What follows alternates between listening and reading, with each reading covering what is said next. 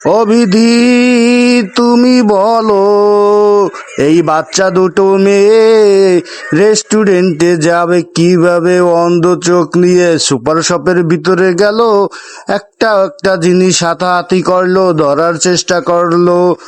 তার পিছনে পিছনে সুপার শপের এক কর্মচারী খোঁজ নিতে লাগলো। লোকটা দেখতে চাইলো মেয়ে দুটো কি আসলেই অন্ধ নাকি অভিনয় করে আমাদের সুপার শপ থেকে কিছু খেতে এসেছে।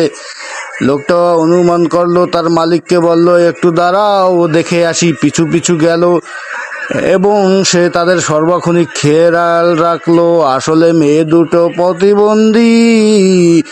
এটা তার বুঝতে আর বাকি রইল না।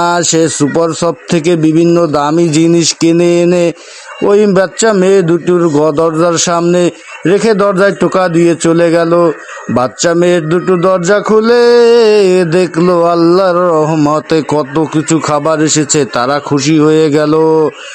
আমিও একটু খুশি হতে পারি বন্ধু, যদি তোমরা এই ভিডিওটা লাইক, কমেন্ট এবং শেয়ার করো। ধন্যবাদ, আবার দেখা।